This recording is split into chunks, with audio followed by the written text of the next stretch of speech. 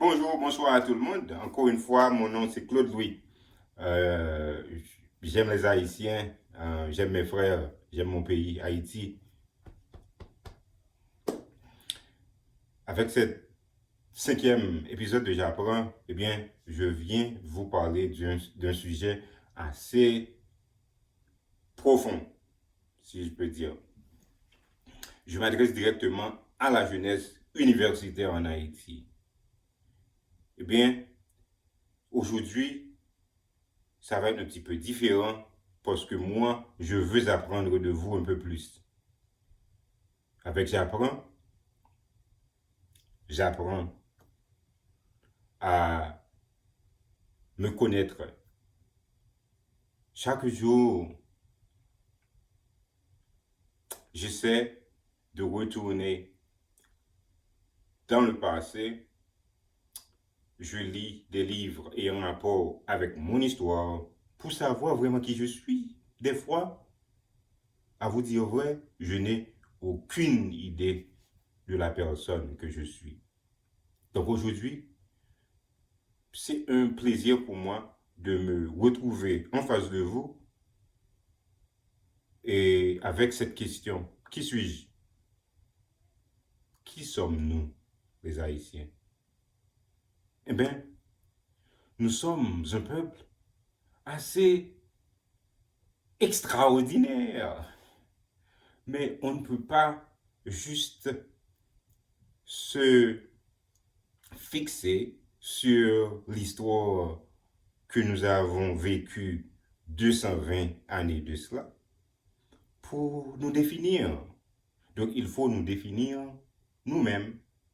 Donc, à partir de ce que nos aïeux ont accompli, à partir de toutes les tragédies, les démanges jusqu'à la victoire finale du 18 novembre 1804, 1803, je m'excuse, eh bien, c'est à nous maintenant de continuer, de continuer à trouver notre identité. Parce que cette identité-là, moi-même, la mienne, je la recherche à chaque jour. Je lis des bouquins sur la Révolution, Dessalines, Pétion, Toussaint.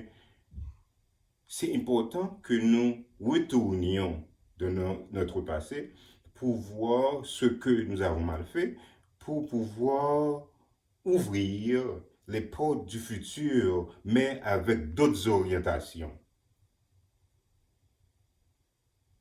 Il faut repenser l'homme haïtien. Moi, si je devais aller plus loin, je dirais, eh bien, les hommes haïtiens, les femmes haïtiennes actuelles doivent être, doivent avoir subi des mutations extraordinaires pour passer de la qualité, l'élégance, euh, le niveau intellectuel de Dessalines, de Toussaint, de Pétion et tant d'autres qui n'ont même pas eu une éducation. Imaginez que Toussaint et Dessalines, bon, comparativement à nous, c'était des illettrés, mais c'était des hommes forts parce qu'ils savaient une fois que l'on est une fois que l'on est une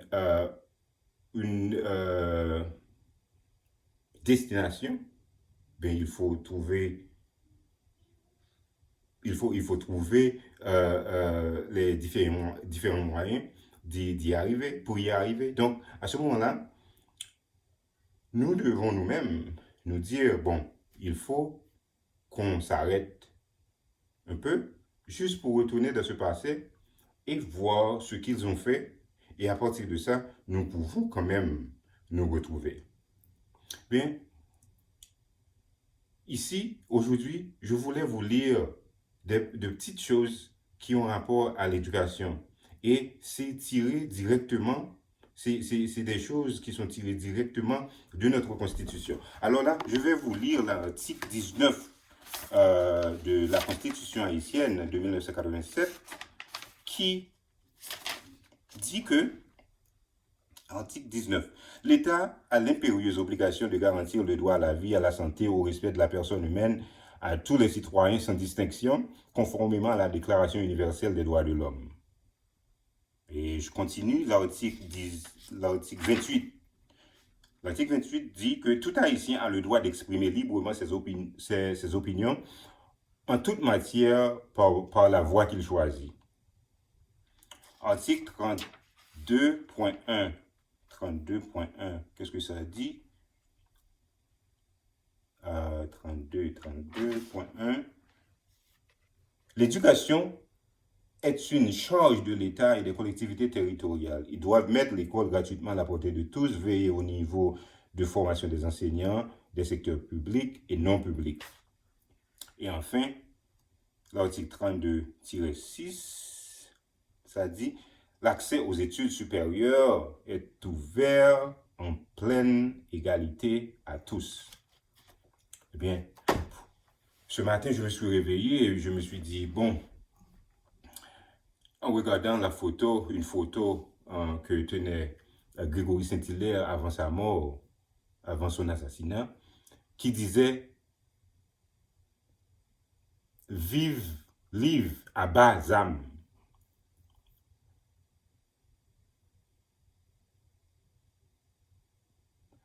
Vive, live à bas âme, vive, live. Eh bien, de nos jours, nous ne sommes pas en guerre. La France n'est plus en Haïti. Donc je comprends pourquoi Toussaint et Dessalines ont eu à utiliser les armes pour se révolter. Nous n'avons pas besoin d'armes maintenant. Notre arme maintenant, c'est l'intellect. Le développement ne se fait pas sans éducation. Donc là, vous voyez, Grégory Saint-Hilaire réclamait de l'égalité pour tous, qui est prescrite dans la Constitution. Il voulait une université au niveau, à standard international. Une université à partir de laquelle on peut former des scientifiques, des gens qui vont devenir des hommes honnêtes, des politiciens honnêtes, des médecins, des ingénieurs, des électriciens, pas mal de scientifiques. C'est ce qu'il réclamait. Il réclamait de meilleures conditions. Ben, on a besoin de former nos professeurs parce que notre niveau de scolarité, notre niveau d'éducation en général laisse à désirer. Donc, il faut qu'il y ait changement à ce niveau-là. Eh bien, c'est ce qu'il demandait. Mais qu'avez-vous vu? Vous avez vu que Grégory Saint-Hilaire a été assassiné en pleine vue dans son université et l'enquête continue. Enquête s'il y en a. Donc, en partie, nous avons contribué à tout ce que nous sommes aujourd'hui. Nous avons choisi des hommes incompétents, des hommes qui sont malhonnêtes. Eh bien, il n'est pas trop tard. Essayons de trouver ceux-là et celles-là qui sont honnêtes. Je suis sûr qu'il y en a. Parce que si nous attendons que plus de victimes s'accumulent, eh bien, à ce moment-là, il n'y aura plus d'espoir. Vous penserez toujours que aller aux États-Unis, se rendre au Canada, en Europe, ce sera la solution. Ça n'a jamais été la solution. Et moi-même, je me trouve dans une position assez délicate là, d'être ici aux États-Unis et vous dire que être en Haïti est mieux qu'être aux États-Unis, ça dépend de votre cœur. Moi, je suis haïtien. Et même quand j'avais à retourner en Afrique, j'aurais voulu que mes frères haïtiens en Haïti vivent mieux.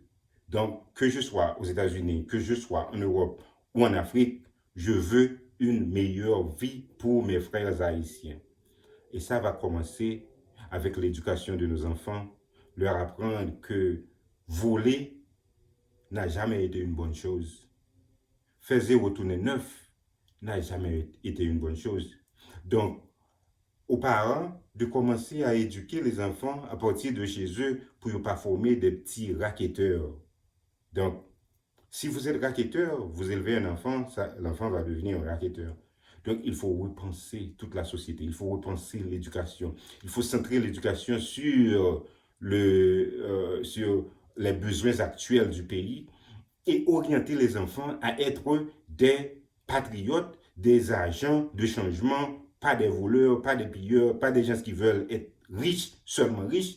C'est bien d'être riche, mais il faut une certaine équité, un certain équilibre dans le processus, car si un groupe continue à s'enrichir et un groupe n'a rien du tout, donc vous voyez ce qui est en train de se passer là. Donc les politiciens vont utiliser ce groupe de minables, ce groupe sans espoir, si je peux le dire, pour l'utiliser à leur fin. Pas seulement le gouvernement, mais comme vous le savez, comme vous le savez aussi, il y a des gens qui ne sont pas des politiciens qui utilisent ces hommes-là aussi. Donc, changeons de ton, donnons une chance à Haïti. Donnons une chance à Haïti. Je m'adresse à la jeunesse universitaire. Eh bien, le pays est à vous. Faites quelque chose. Vous avez la capacité de faire quelque chose parce que Dessalines a fait quelque chose dans sa trentaine. Si vous avez 30 et 40 ans, il est temps que nous nous mettions ensemble pour faire quelque chose. Haïti ne doit pas mourir. Je vous aime. J'apprends vous reviendra dans quelques semaines. Bye.